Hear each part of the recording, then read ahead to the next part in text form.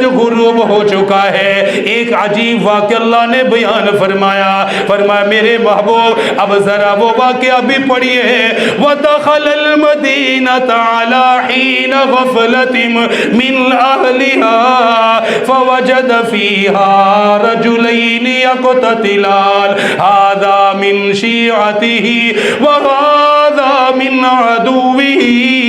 فَاسْتَغَاثَهُ الَّذِي مِنْ شِيعَتِهِ على الذي من عدوه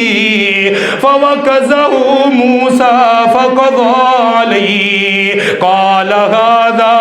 من عمل الشيطان إنه عدو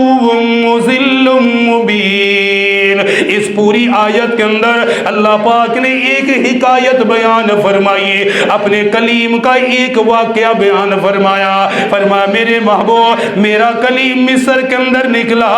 مصر کے بازار کی طرف نکلا، یہ رات کا وقت تھا جب لوگ غفلت کے اندر تھے،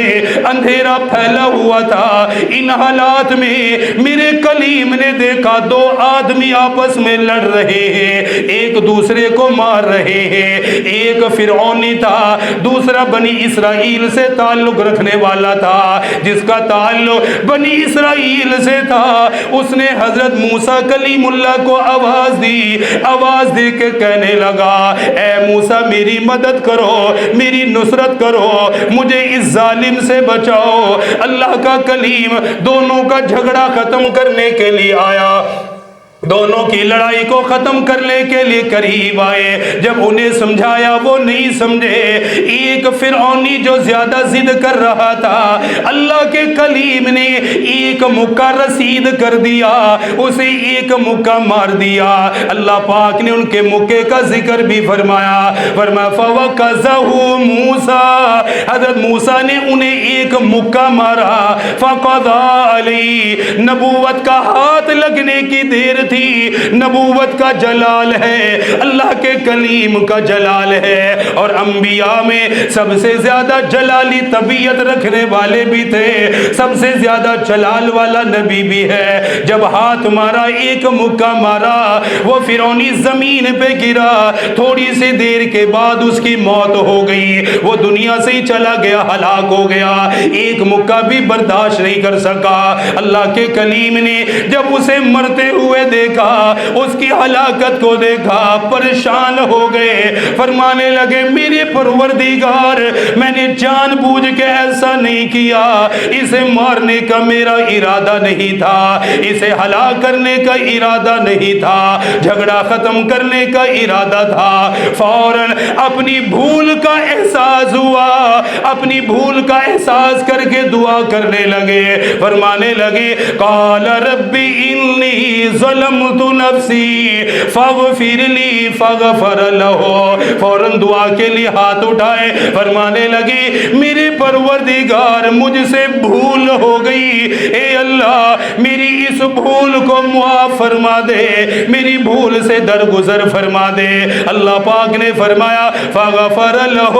میں نے اپنے کلیم کی بھول کو معاف کر دیا، انہ هو الغفور الرحیم، کیونکہ اللہ سب سے زیادہ معاف کرنے والا ہے۔ سبحان اللہ، سبحان اللہ۔ مکہ مارا، اب نبوت کا ہاتھ ہے، کوئی معمولی ہاتھ تو ہے نہیں ہے، اور پھر جلال بھی ہے۔ جب ایک اس کو مکہ رسید کیا تو وہ فرعونی زمین پہ گرا، مر گیا۔ اللہ پاک نے سارا واقعہ بتایا کہ وہ مر گیا۔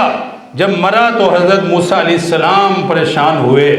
فرمانے لگے یا اللہ یہ تو شیطانی عمل ہے کہ ان دونوں کو آپس میں لڑایا، ان کا جھگڑا کروایا، پھر میں آیا، پھر میں نے مکہ مارا، یہ مر گیا، یا اللہ شیطان تو ہمارا کھلا دشمن ہے، لیکن میرے پروردگار میں اپنی اس بھول کی معافی مانگتا ہوں، مجھے معاف فرما دے۔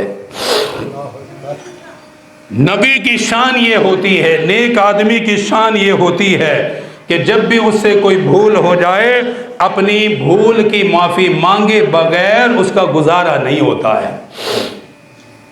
تو فوراً اللہ سے معافی مانگتا ہے، یا اللہ مجھے معاف فرما دے، یا اللہ مجھے معاف کر دے۔ یہ نیک لوگوں کی عادت ہوتی ہے، غلطی ہو جائے توبہ کرنے میں دیر نہیں کرتے، استغفار کرنے میں دیر نہیں کرتے۔ اللہ پاک نے اس بنی اسرائیل اس فرعونی کی ہلاکت بیان کی، ساتھ ہی اپنے کلیم کی استغفار بھی بیان فرمائی